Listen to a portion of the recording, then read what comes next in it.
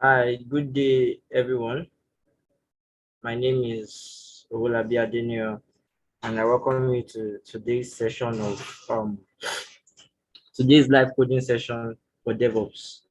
So I hope we are enjoying our current stage, and I hope our tasks are not too difficult. So, as the topic says, today we'll be working on using Docker for portability of web apps. When I say portability, I mean we want your web app bundled in a way that it is delivered the same way you envision it. It is delivered the same way to any other person that needs it.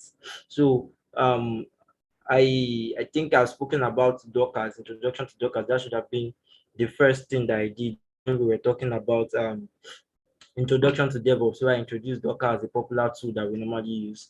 And so this is me building more on it, where you see what we mean by portability, where your images are maintained and your images can be shared with anybody.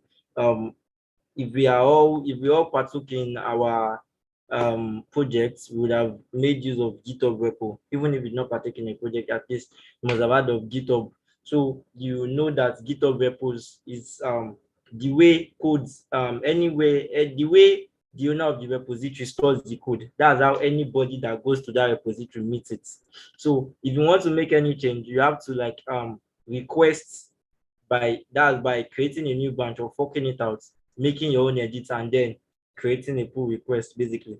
So the intended mode that the creator and owner of the repository used to create it, that is how any person that accesses the GitHub repo is going to meet it. So is something similar for Docker also. So we just it makes sure that well, and another thing about portability is that okay, it makes it easily movable.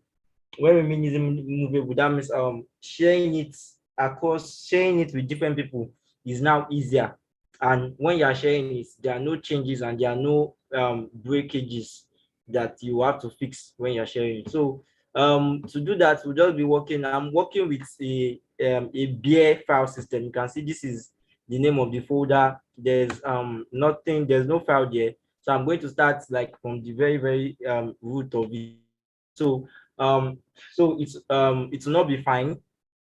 I mean the web app, it will not be fine because I don't really know much about UI, UX and stuff, front end and all. But we'll just have a working app that we'll see one, we'll see it running, and then we'll move it to Docker. We are going to run it in Docker also, and then we are now going to push it to Docker Hub.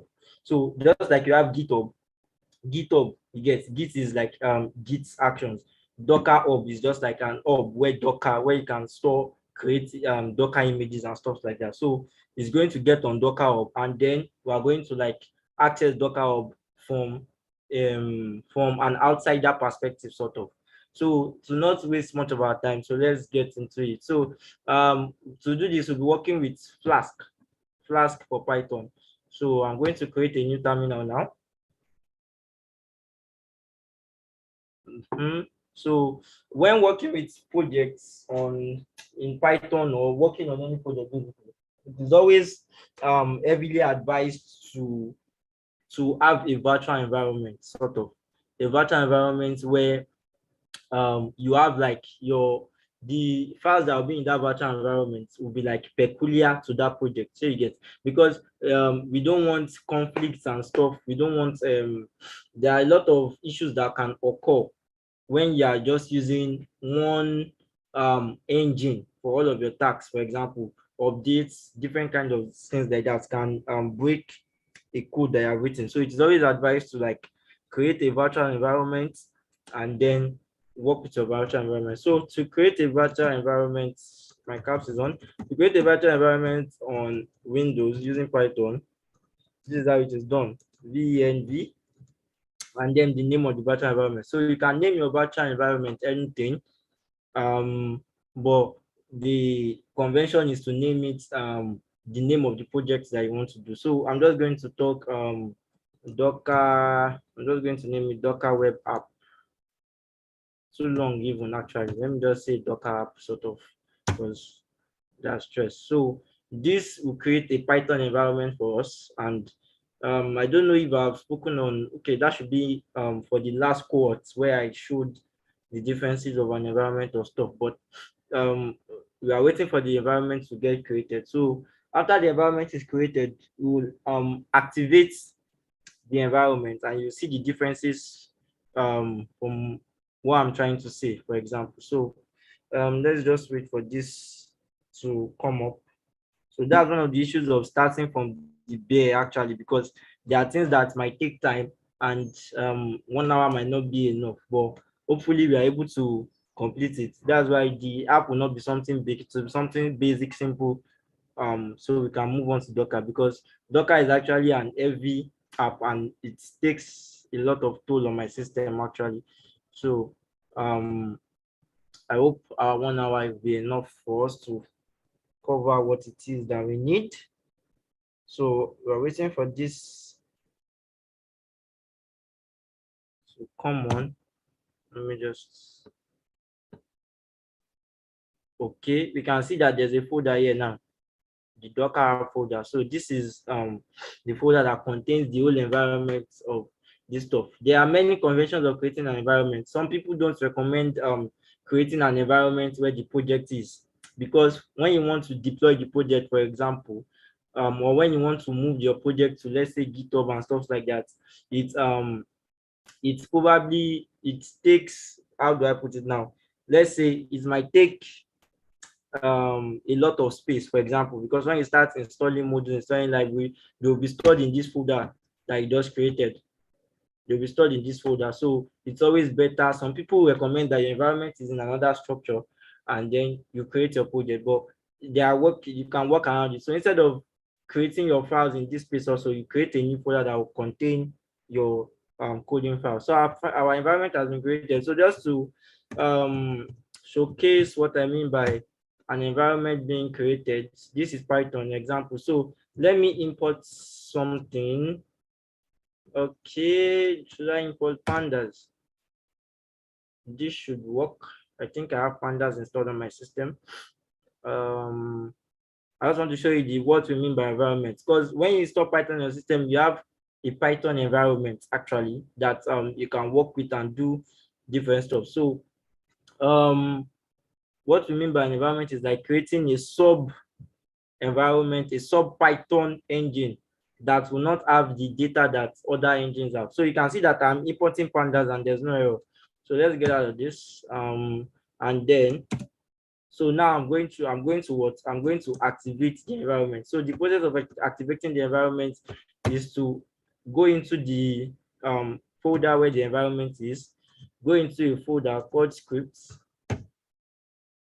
you get, and if you are using, there are different ways to do it. If you are using terminal, then that's why there's a GUI here. So there are a lot of files there, but this is BAT, this is PS1, and this is deactivate. So activate.bat is used for stuff, is used for command line when you want to use CMD, exactly. But when you are using PowerShell, you use the activate.ps1.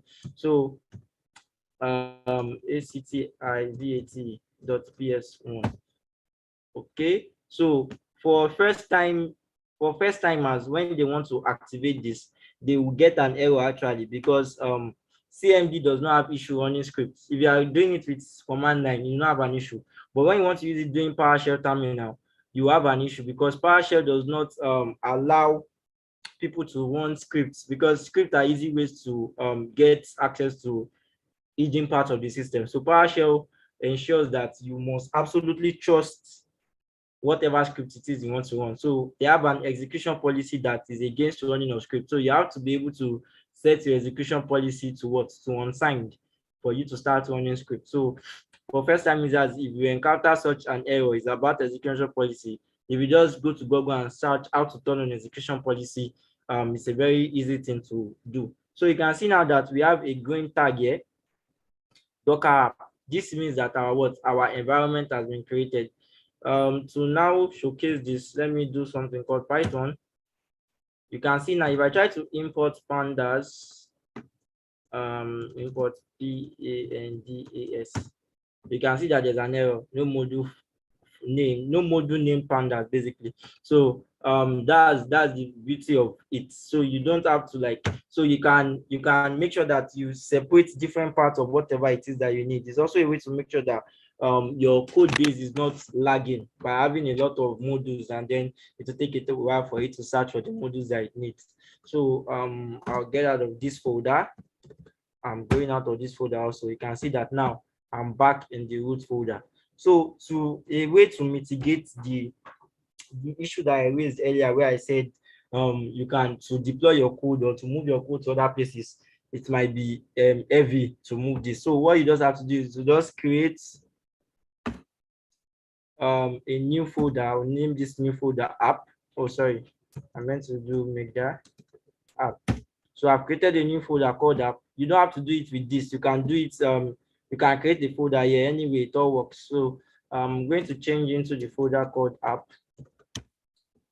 And now I'm in this folder called app. Exactly. So now you can see that. So any code that starts to create, I'll make sure that I'm creating it in this app file. So this app file is what will be my code base. So anytime I come to this folder, I know that to activate my environment, I use this folder to activate my environment, and I come here to access my app basically. So we'll be needing Flask for today. So I'll pip install Flask. So Flask is a web framework that is built based on Python. Oh, sorry, pip install install. So it's a web framework that is built on Python and is popularly used for backend, sorry, and it is a lighter version of the Django. I don't know if you've heard of the Django and stuff. So the Django is probably the most widely used backend module for Python. But for people that just want something that is compact, easy, and something that is not too heavy, so and where you don't really need much details for the internal part of what it is you want to do, Flask is a very, very good alternative. So the packages have been installed.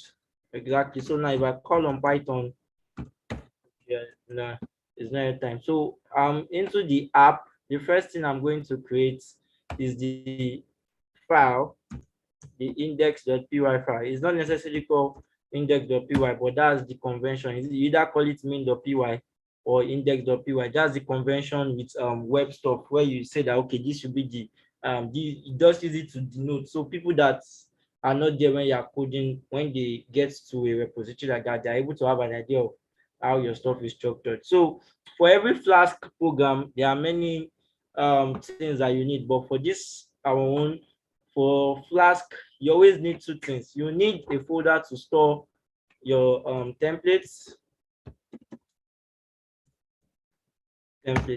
So most times for a bigger app and stuff, you need a folder to store your static files also. So for something like that, you use a folder called static, but I won't be doing that. I just need templates. So I'll come here.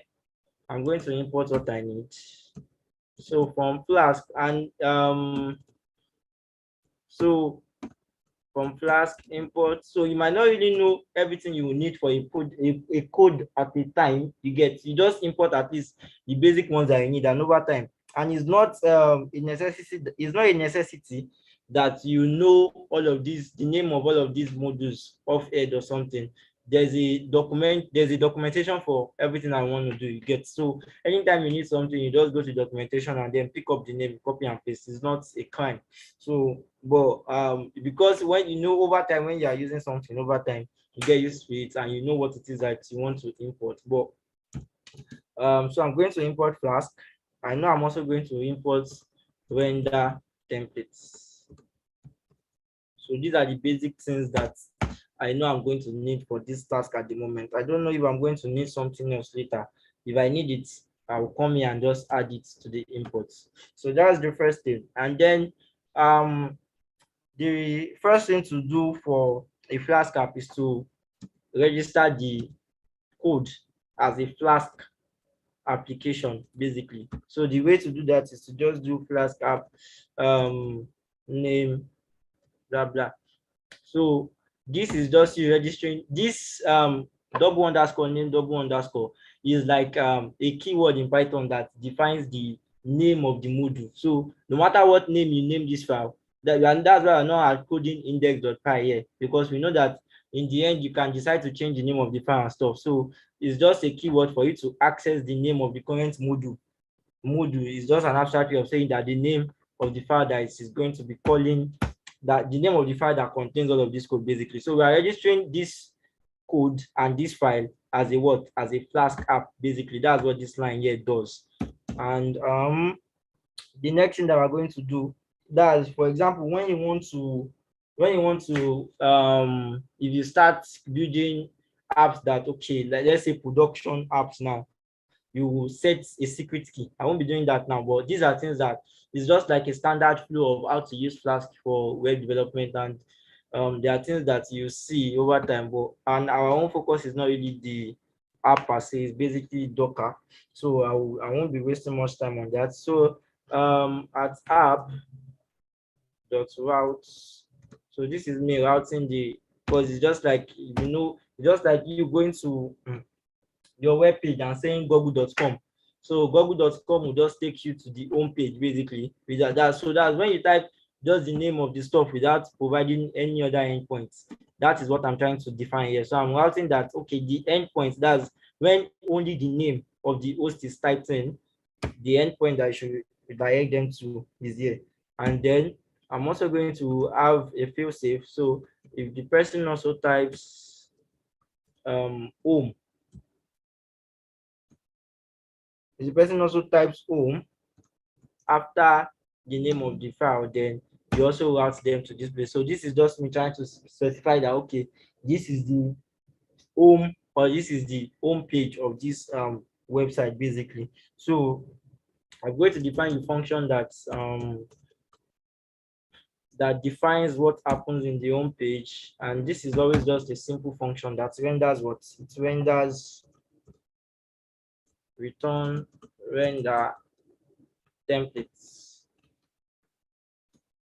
index dot html. So that's what this does.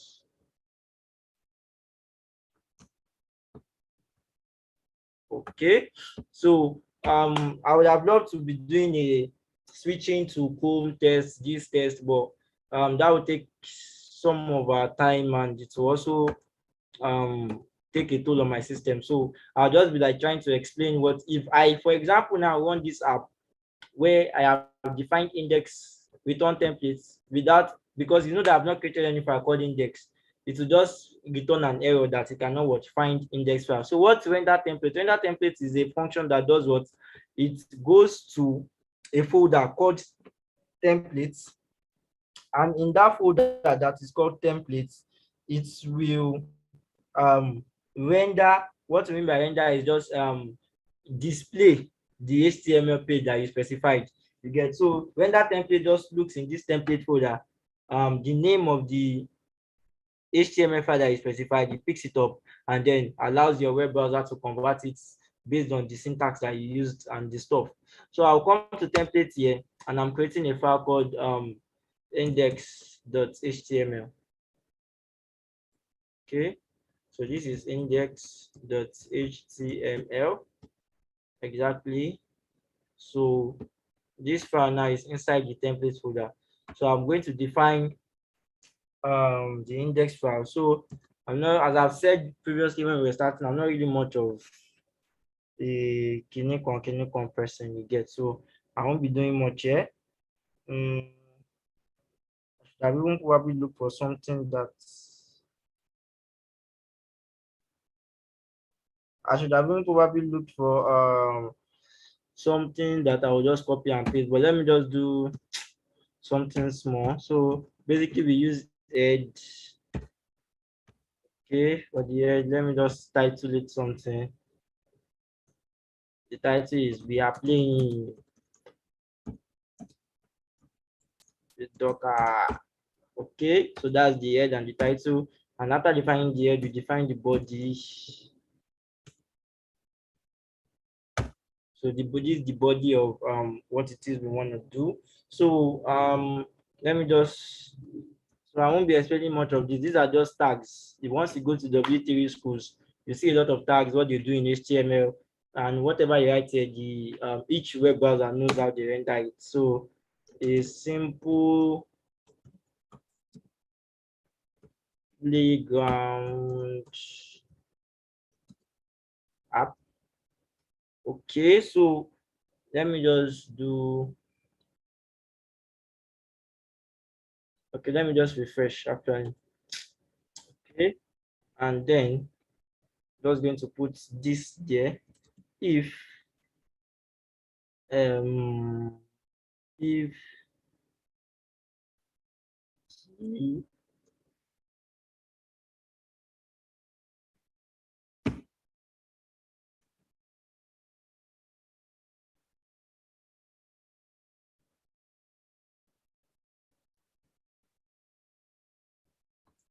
if what, okay, I want this to be an H1 word.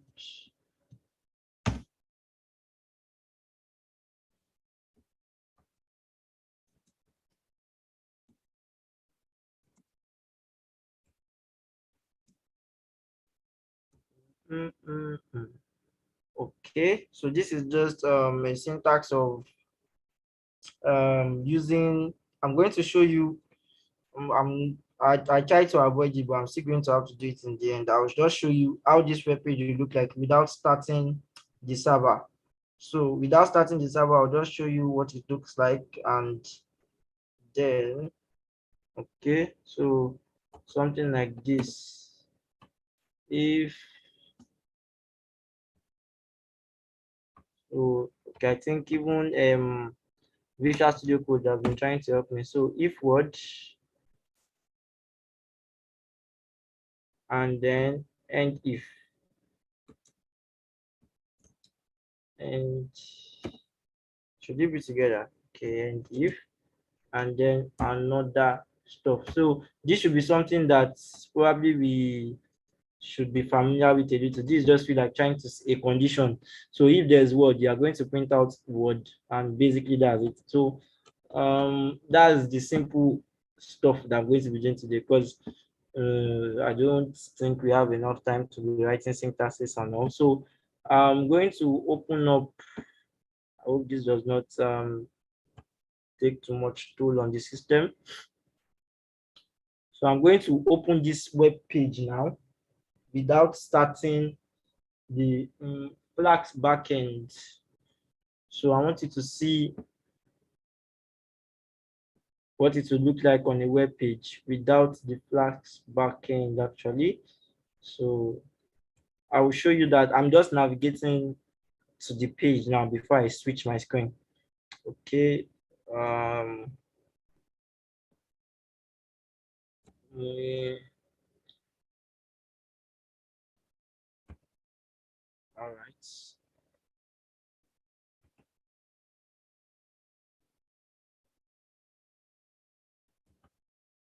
Okay, so let me switch my screen to um, Microsoft Edge for you to just see what I mean.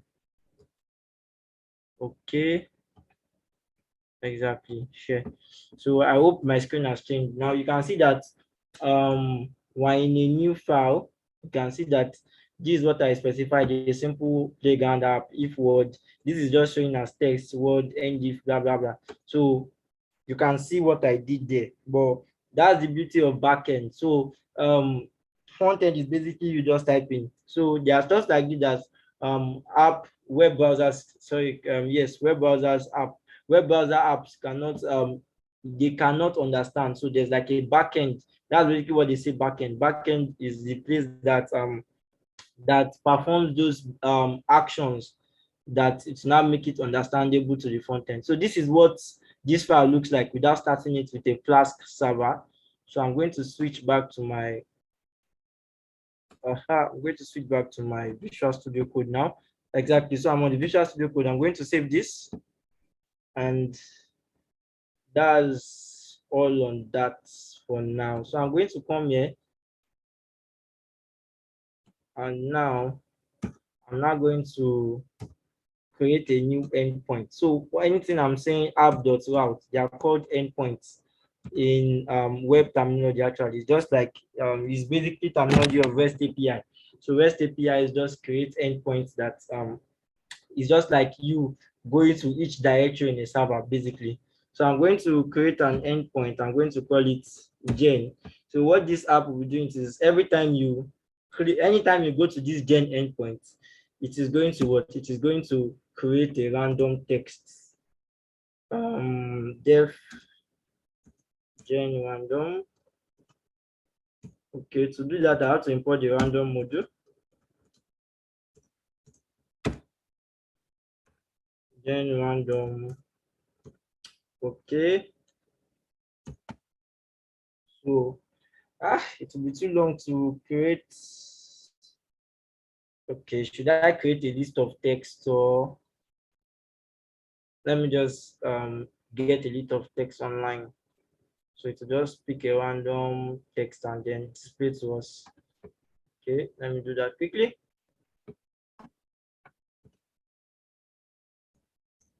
Random quotes.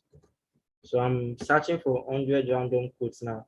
Should have probably done that, but when I was preparing and all, I was actually thinking we could do something that would generate random stuff based on um the input of the user, but just change my mind at the last minute because it will be take a lot of time and stuff like that. So I've seen a few here, so let me just copy them. Sorry, Leonardo. I'm saying okay.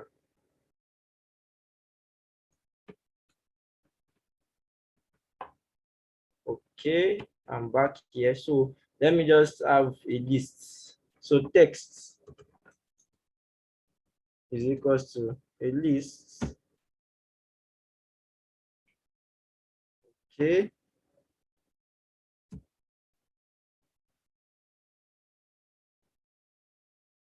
All right. Should I do it this way? No, don't let me do it this way. That's not programmatic enough. Why do that when we have another way? So to do that, to do this, I'll just create a new file here. I'll call it text dot new file. Let me call it text quotes dot txt.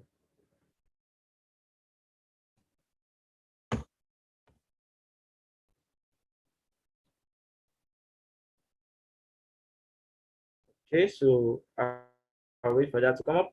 So quotes.txt, exactly, that is coming up now. Can you please Control V? Exactly. So let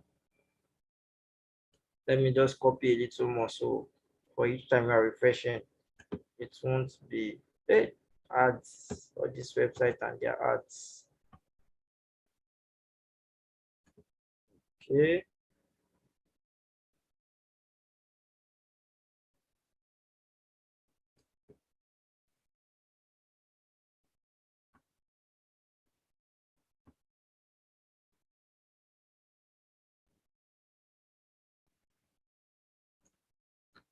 Okay, this is a bit more.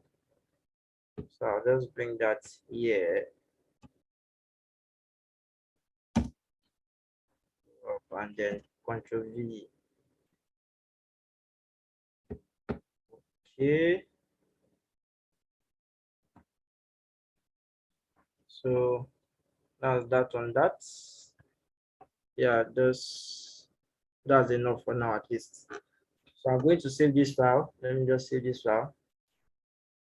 and then I'm going to close it. So let's go back to our index.py. So, so you generate a random text. Come on.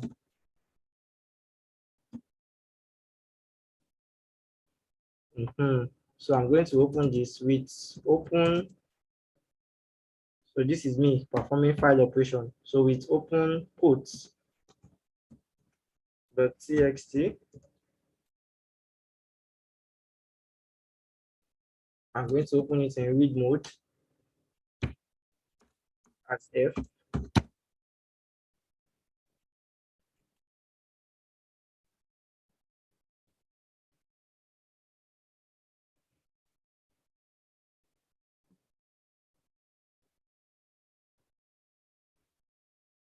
Okay, so with open quotes.txt as F. I hope I'm being audible enough.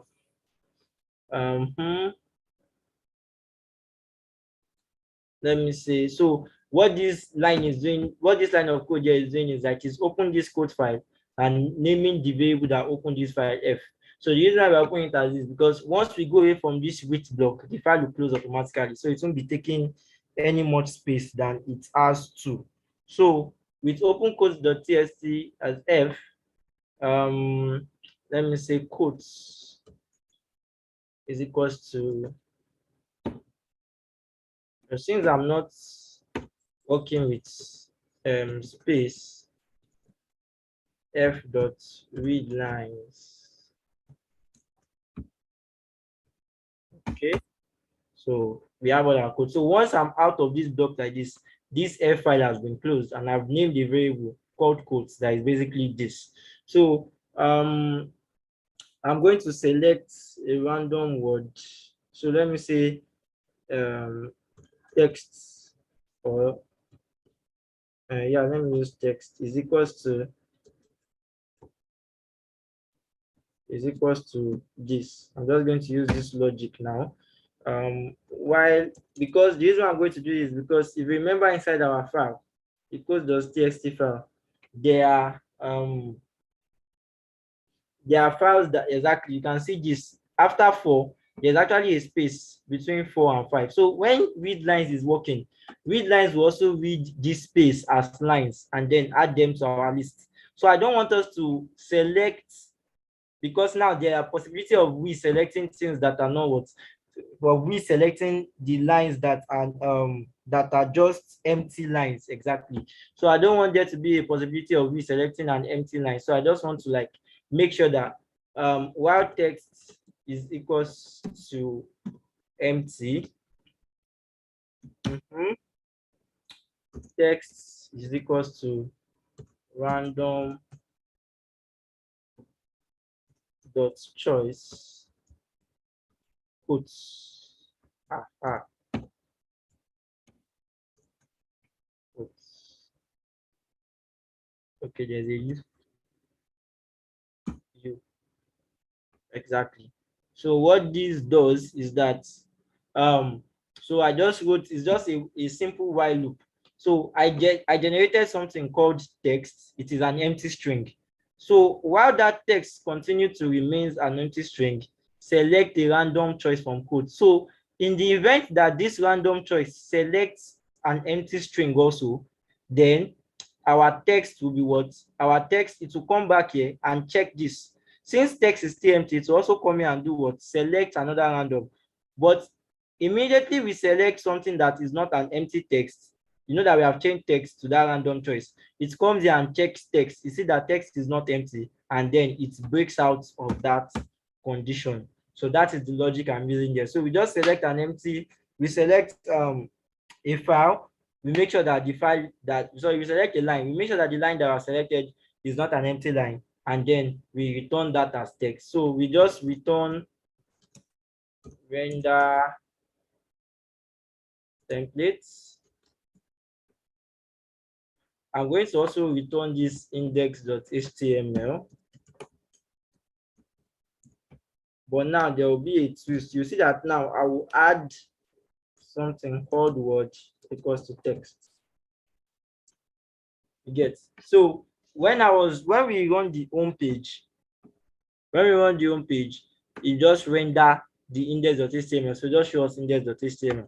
But if you can remember, in our index.html, we have this sort of construct here that will tell you that if there's a variable called word. So when we open our index file, you see that we were not able to, when we opened our index file, we were not able to get it in a way, if you get what I'm trying to say, because we the web browser will not be able to understand this. But when we run it with a Flask app, as we will very soon, it will then be able to understand. So that's why when we are passing this, when we are rendering the templates now, we now pass something called word.txt. So yes, we spent a lot of time on this already, and we are still moving on to Docker, which is actually the part that takes much toll on my system. But yeah, so let us go into this now, and we want this using Flask. So this will be Flask.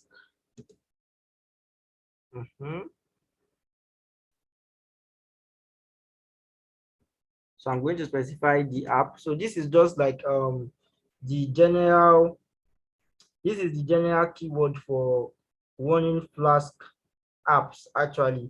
So to run Flask apps, you just say Flask. Flask is the keyword. When you pip install Flask, Flask also installs a command line tool. So that command line tool can be used for you to specify Flask and to specify some operations that you want to be Flask, that are based on Flask basically. So I'm going to say Flask app. So Flask app is specifying the file that is the index.py, and then I'm going to say run. So I'm going to wait for this to come up.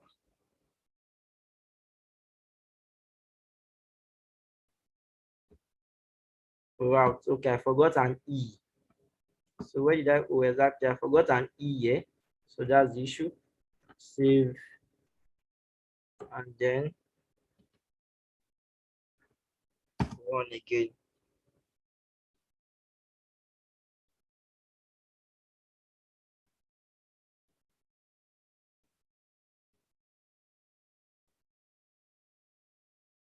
Exactly. So our Flask server is up. So I'm just going to copy these endpoints. So this is we testing it locally. So let me change the screen I'm sharing to my home screen. Okay, sure. So I hope the screen has changed already. So this is the screen that I copied the codes from. So let me just create a new tab here. And then this is Control V. So when this comes up, if there's no error, we should see our Flask app. There's an internal server error. So I have to come here and fix the error. Let me change back to this. Okay, share. So you can see template not found, index.html. Okay, why do I have template not found, index.html? Oh, so you can see the issue because I did not create my index.html file inside this template folder. So when it went to the template folder, it did not see any file called index.html. So I'm just going to move this file into templates. Yes, I'm moving it. I'm sure that I want to. Okay, so I'm going to exit this with Control C, and then I'm going to bring it back up. So now let me switch back to Chrome, and then we'll refresh that page.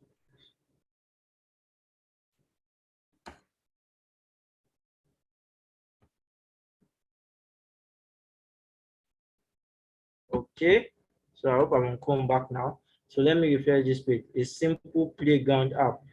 You can see. So this is why we're having just a simple playground app. Let me just check my index file. So you can see that in this one now, we don't have anything that is saying if word blah blah blah and stuff.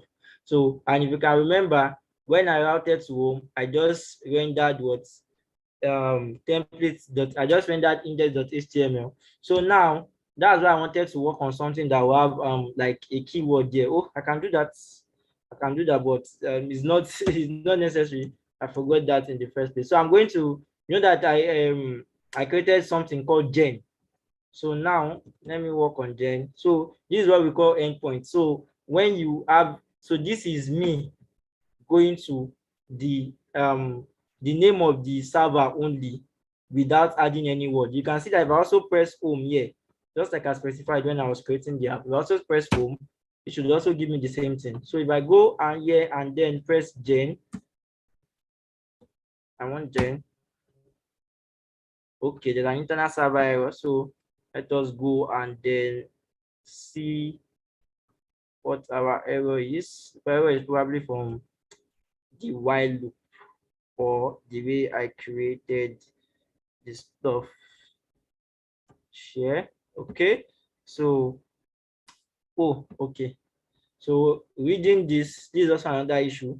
So when you see an issue called char map, blah, blah, blah, blah, blah, char map, it is just a way, the issue of when you are reading the file. So I have to specify the encoding.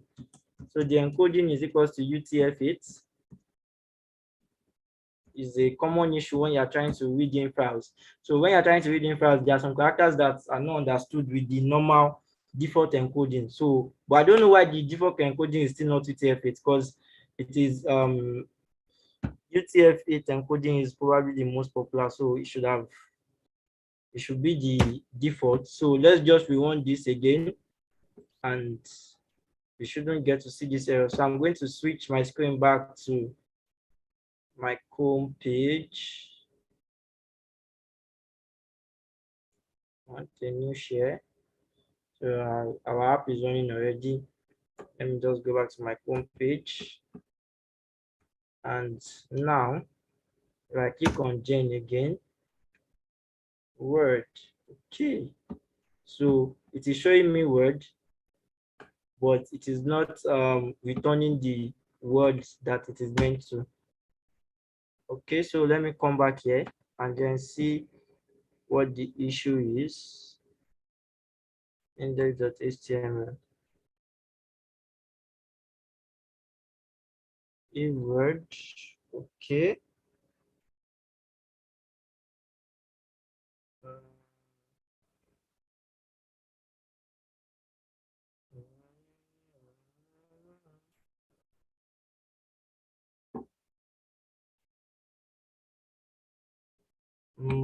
If word, H1 word. Okay, I'm rendering my templates and word is equals to text. This should not give me an issue actually. So let me just take a time to check, but that should be it.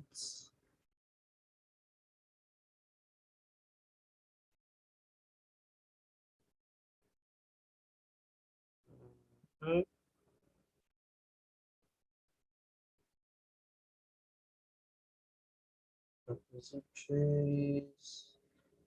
just checking online what can be the cause of the issue, because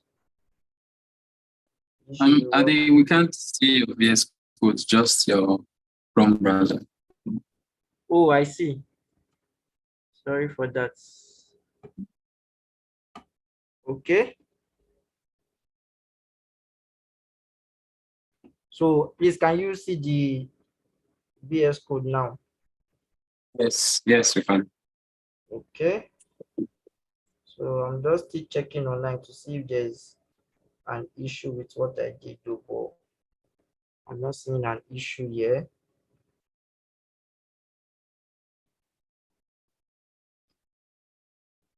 If there will be an issue, it will probably be in my index file, because there's a specific way for you to use this template and all in stuff. Oh, okay. If word end if, I think yes, that's my issue. So it is just like the way it works with Python also actually. So there should be this here that specifies that I'm formatting what is. So what I've done, what I did previously was that I checked if there was a keyword called word. Yes. But when I was going to write it in my H1, I did not say that there will be like a value for word that will be passed in that I want to get that word. I just said H1 word. And the only way Chrome browsers understand what word is, they only understand the text. They don't understand that I implied something by word. So the way for me to specify that I want to format words to be what was passed in is for me to use this curly bracket here. So that was the issue. Sorry for that. So I'm going to save this now. Wonderful. 1 hour is seeming like a very, very short time now. So I've saved this. Let's go back here, start from the beginning. So that was why I should have included the button here, a button that does say generate, but as backend programmers that we all are, we work with endpoints. So this is Gen. Okay, life is about making an impact, not making an income. If I pick another one, I've missed more than 9,000. This was said by my culture than nice, but I don't like the way it is. Okay, then that means something is wrong because I should never get an empty. Life is a tragedy. 3, 2, 5. Okay, come. Let me just. Well, it's working actually. There's a bug, so if I spend time to fix the bug, we might not have time to get into our stuff. But the bug is probably here.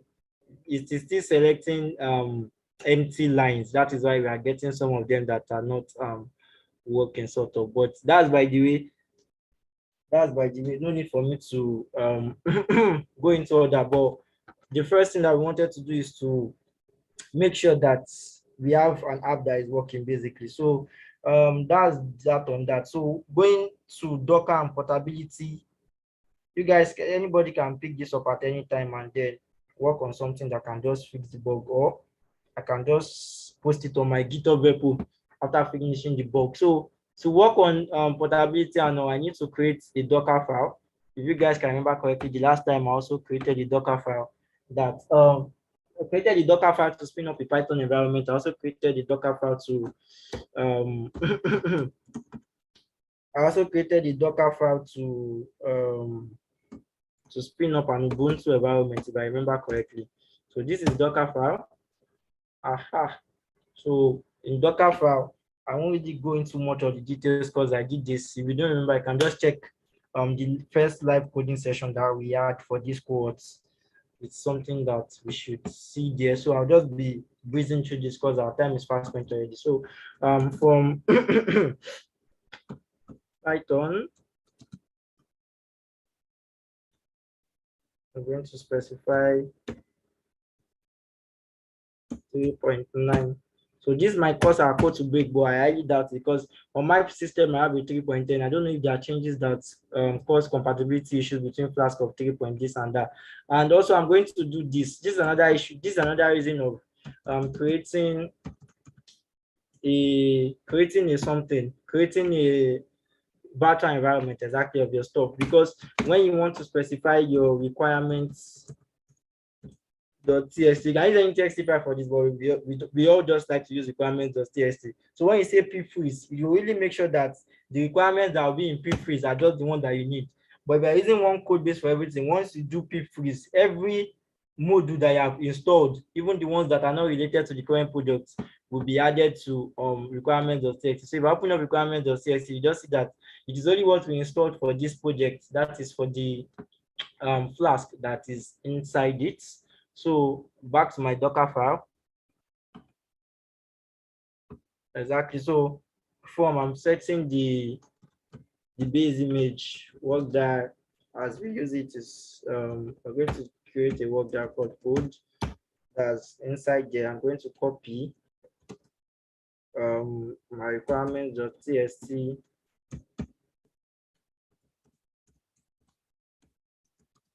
I'm going to also copy it into the code directory, requirements.txt, and then I'm going to run the pip install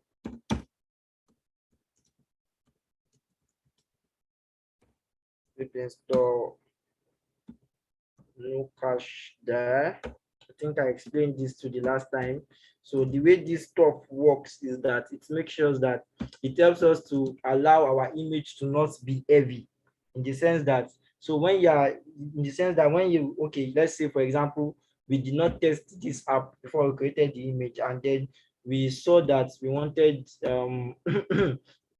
that there was that bug that we saw there. We now want to start fixing the bug. There will be an issue if you're always having to reinstall all your requirements all the time. So there's a way that this flag here, this no cache there, is a flag that helps us to make sure that our requirement that was stored recently can be easily reused for the image. So I've just done this. So this will run our pip install, and now I'm going to copy all the contents of this directory to the code / app directory.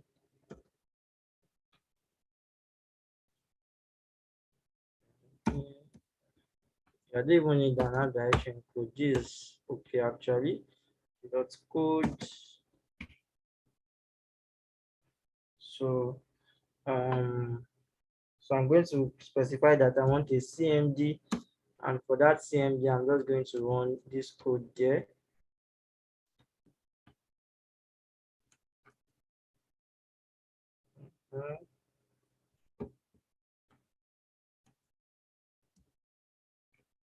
But I need to specify the host for Flask files. I think we need to specify a host and a port actually. Let me just, there should be a keyword for that. I think before the run should be where I would do that. Specify Flask, because when you are working on a Docker file, you want the port and the host to be something that you know, because you don't have like it's not like a regular computer. So when you want to deploy it, you need to know the specific ports and the specific hosts for the Flask, for the application. So you need to know the stuff. So okay, so the host is,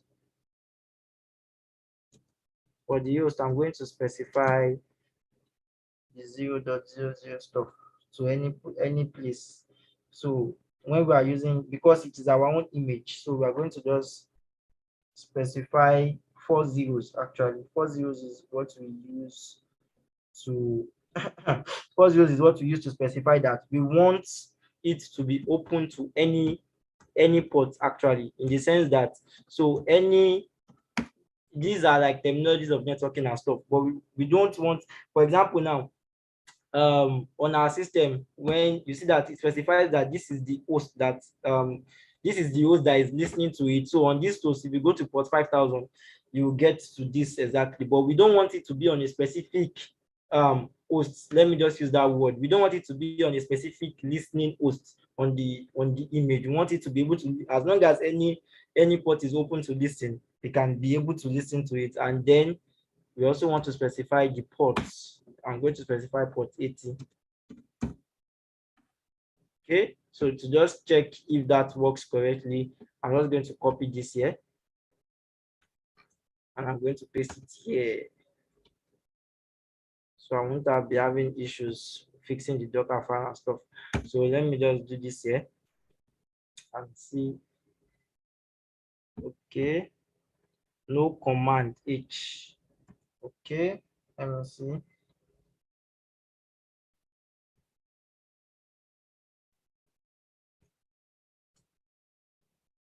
Source command H. And if I do it this way,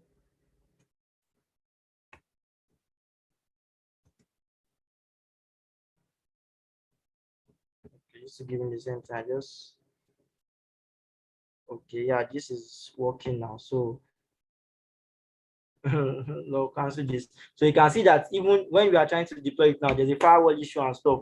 It's saying that it is running on all addresses. It is also running on. So these are all the addresses I have on my system actually that are open.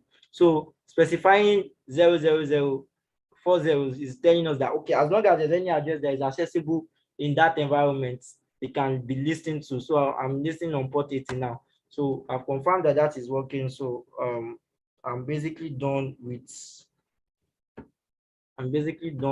my CMD. Let me just touch this up. Okay, so I want it's going to be Flask, comma.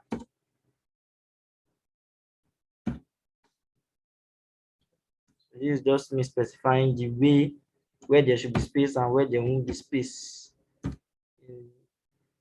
Run, comma, there's gonna be an H, comma, then this, and lastly, okay.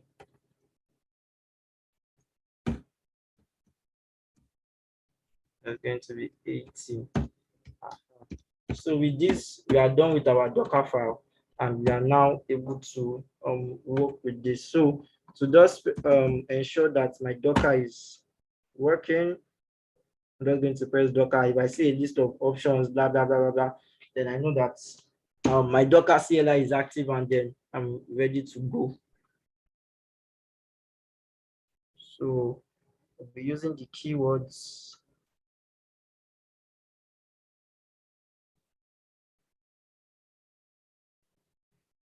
Exactly. So Docker is ready to go. So I'm going to say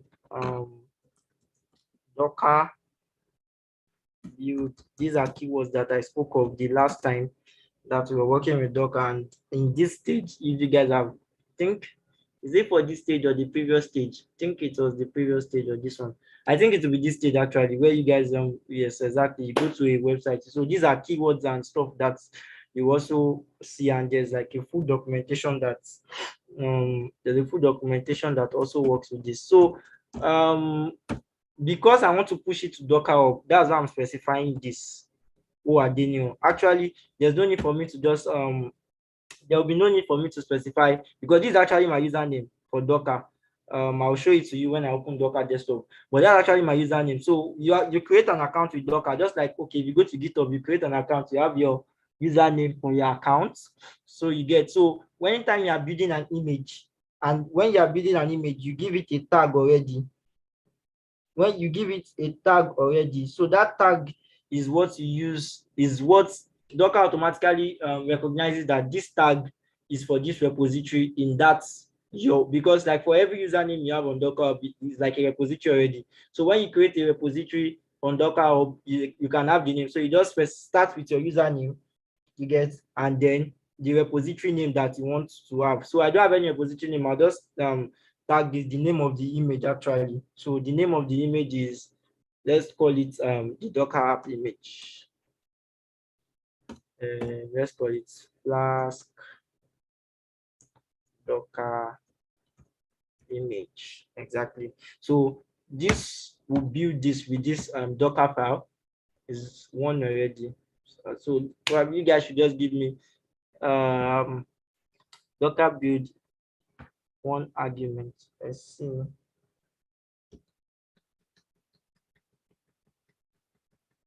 Okay, I should be able to specify the image name actually. So yeah, am I in the right folder exactly?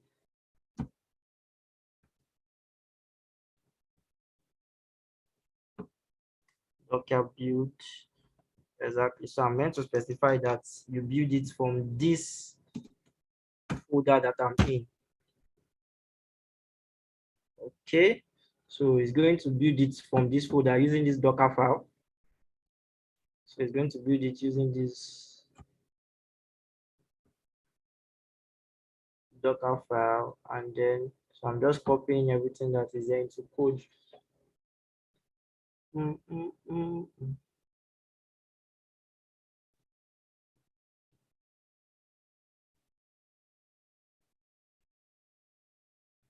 Okay, so don't know how long this will take. It will take a bit of a time, but at least hopefully in the next 10 minutes we should be done with everything that it is that we are trying to do. There's no network issues at all.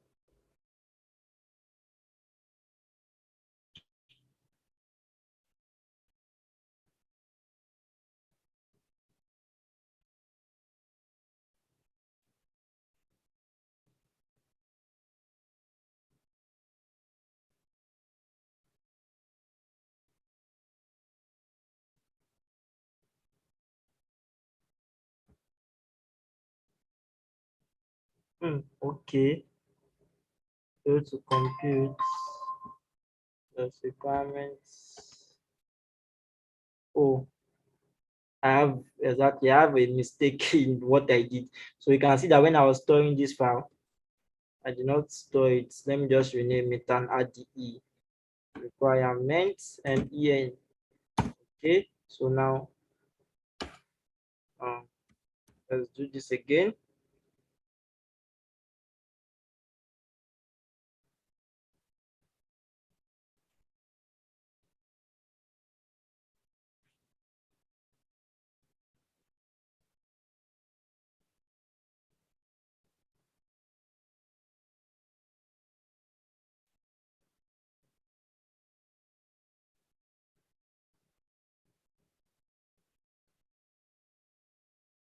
Okay, so I think yes, that has gone through. So this will take a while because this will have to download. From this will have to download. Hopefully, I hope with at least I don't think I've had network issues this morning, so I hope it goes through faster. So after these are done downloading, I think with that we are good to go. But basically, that's all. That's basically most of what we're going to be doing. So while this is downloading, let me just take you to my Docker desktop so you can see when I was saying that my username and stuff.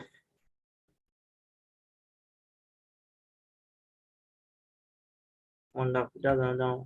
I should probably have I probably have made what. So let me just share this exactly so you can see that this is my Docker desktop actually, and I showed it to you the other time. So you can see that so these are my images, blah blah blah containers, but you can see my username here.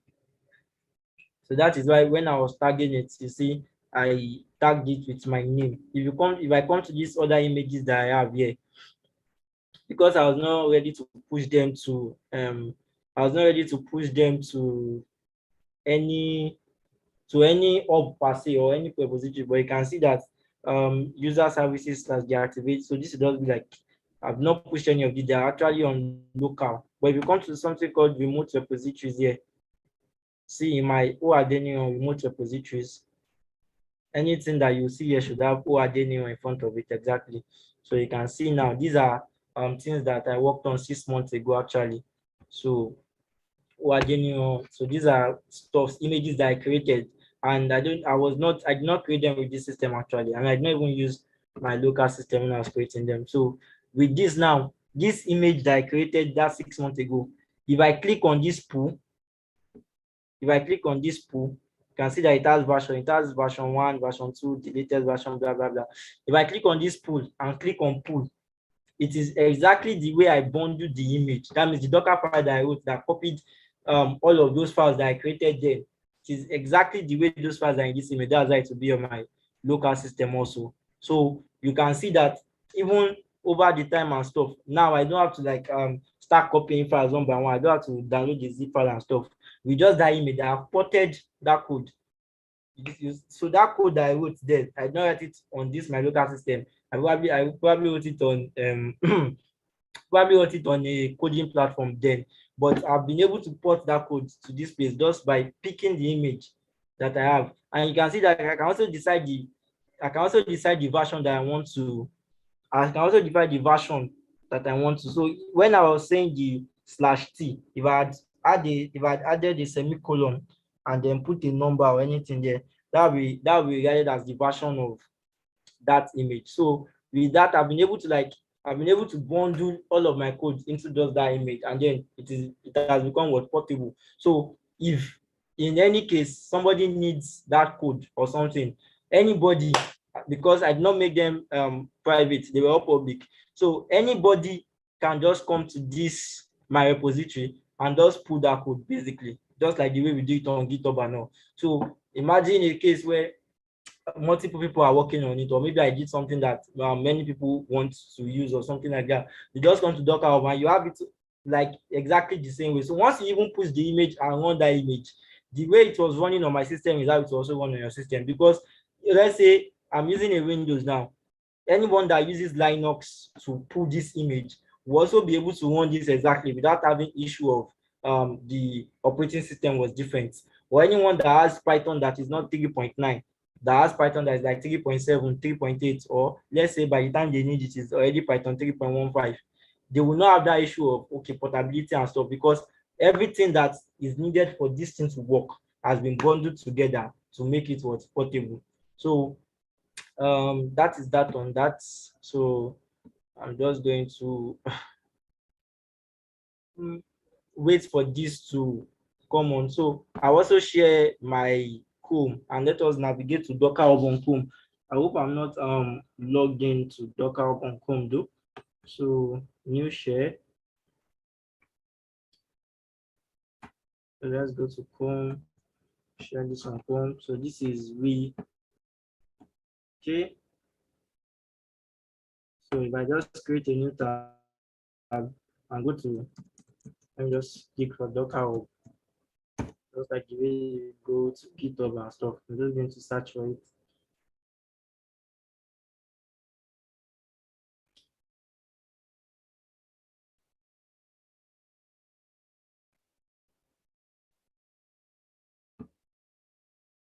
So this is the container image. So if I just go to Docker,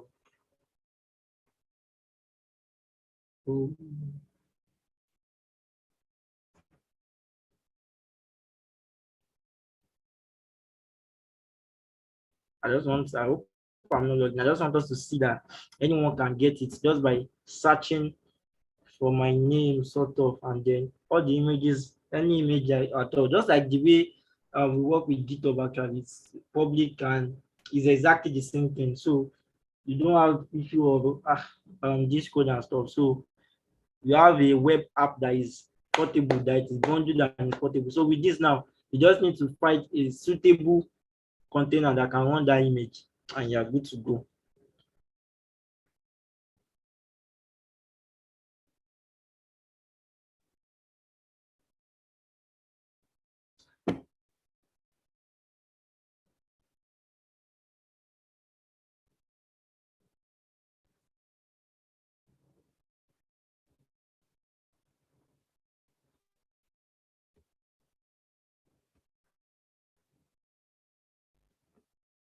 Okay, so this is taking a lot of time.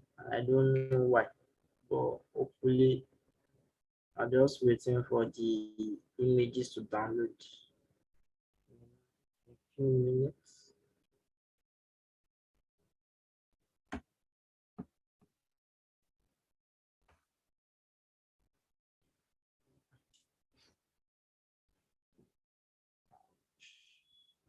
I accept all of your cookies. So probably after showcasing this, I might just bring this session to an end because of time and don't know what other people have in store, but I'm going to wait for you. So but you guys can just I'm going to make sure that I push this to Docker Hub and anyone can just go later to Docker Hub, just click on the stuff. The page has become more responsive. That's because the building of the image is actually taking a lot of my system and sharing my screen on a video call at the same time. But I hope I'm able to at least, because I've shown it to you on my own local system. So I just want to show it to you when I'm not signed in, just for you to see that it is something that is public and you can share it with almost anybody. You can share it with exactly. So you can share it with almost anybody and anybody can have access to whatever it is that you have bonded. So Let me click on the search button here. Still loading, still coming up. So I'll find perfect tone, collaborate, create affairs, blah blah blah. Okay, so this is up already.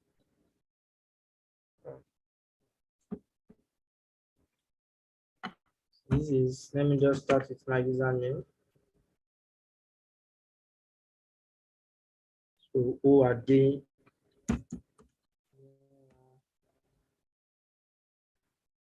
It is true. So actually I've started showing example exactly. You can see in the community. So this is, you can see these images that I showed to you on my own local system as my own repository. You can see them, and this is even to someone that is not signed in. So I can just tell anyone that, okay, just go to Docker Hub and search for this, and you can see it. So it's not mine. Once you just have the name of the repository, the name of the username that you need. So if I just take this, if I just clear some stuff, there are other people that have names like this. Then anybody that has this one, let it load. You see a lot, exactly. You can see a lot of other communities that are just like exactly. So this is even for someone that uses a username or a one, and good to go. So that is basically what it is with Docker. So with Docker, when you have an image that you have built on, you push it to your Docker hub. With that, you are able to what? You are able to have that portability feature where anybody, or you can move your code base between. So you are not restricted to one single place. So you can always leave your changes, move your code between different systems, and keep making changes, adding it to the image, pushing it to the existing image on Go, versioning it to make sure that, okay, you can version it with the name of the system you're using to make the changes. Okay, I made these changes on this system, I made this on this system, and you are good to go. So that's basically all. The next thing we are just going to do is, after the creation of this image, we're just going to use a keyword, Docker1. Docker1 is the name of the keyword, but so I won't take further of our time because I can see that this stuff has not even loaded to a good state actually, and there's still another one that has to download that is like 100 and something MB. So I won't want to waste much of our time. So I will make sure that I push this to Docker Hub. I also notify us on Slack when it has been pushed, and you guys can just work with it. I will not push a code that I will not push the web app that has been fixed. So you guys can just play with it, try to add more features, work with the web app, and then just play around with it actually. So thank you for today's session. I hope 15 minutes more than the time that I was meant to use, but I hope it has been a wonderful session, and I hope you guys have learned from this session. So my name is Olabi Adeniran Aziza, and I wish you all a wonderful day and a wonderful rest of the day. Okay.